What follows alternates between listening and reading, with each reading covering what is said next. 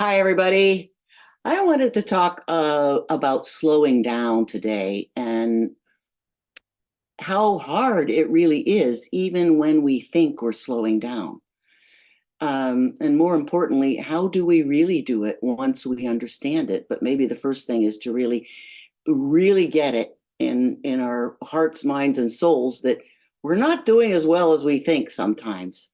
I walk the dogs every day and take my time, or at least I think I do. And yet, what is going on in the background of my mind or any of our minds?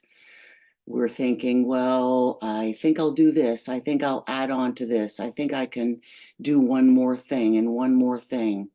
And we do those things, and suddenly we are overcommitted. We are really overcommitted and it's too late.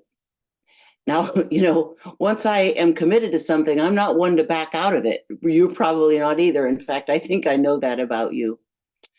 An interesting thing happened to me lately about this slowing down, and this is what really triggered me to talk about this. I had a really hard time with the recent change over to daylight savings time. I went into the house and finished my work for the day. I didn't have any more emails to write. Um, but it felt too early to make dinner because the day was so bright. Well, I couldn't really step outside and walk around in the gardens or pull any weeds because it technically is still winter. I sat at the kitchen table and suddenly I felt so vulnerable and so ungrounded. I realized that I didn't know how to slow down, or basically, I didn't really understand how to come into stillness.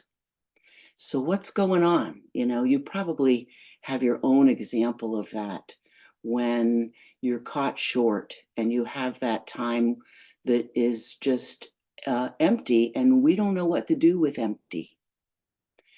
Sometimes, as care partners, we are so busy doing that we just we don't know how to stop. Even though, as I said earlier, we might take time to move slowly, but it's not enough.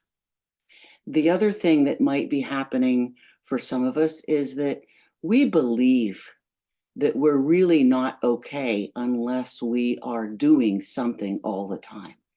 We've been taught to stay busy. And if we don't stay busy, well, I don't know, what I thought would happen as a child, but it probably wasn't going to be too good. So, what do we do about it, right? How do we understand what really coming into stillness can do for us, or how to overcome these feelings of uneasiness so that we can come into stillness, which is so important for us to get a handle on who we really are, because who we really are isn't about everything that we do. It's who we really are. We're allowed to stop. We're allowed to come into stillness. We are allowed to be quiet and recharge if only we could understand how.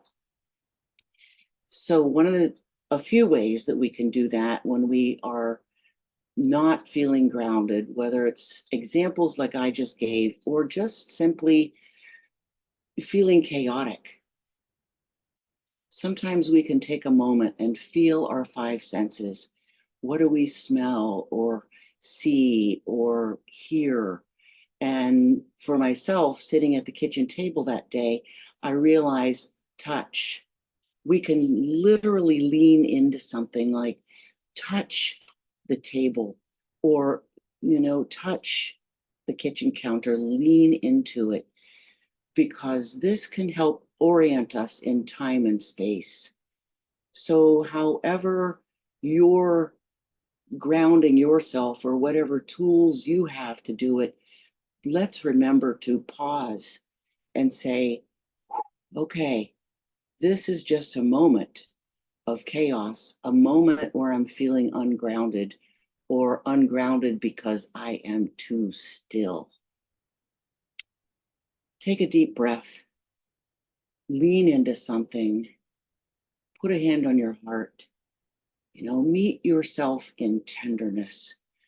Because one of the things that I know to be true is that whatever we're feeling, if we can come down for a moment, slow down, come into stillness, whatever arises from that will not last, right? We're always riding a wave of emotions.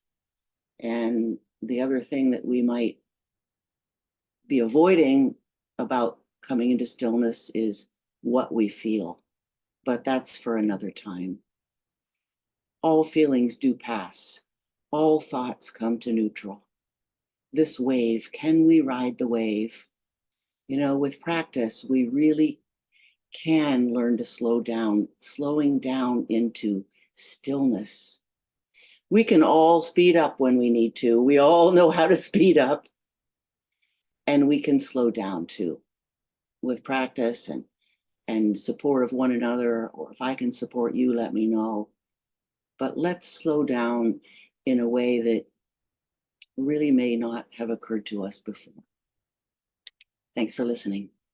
See you later.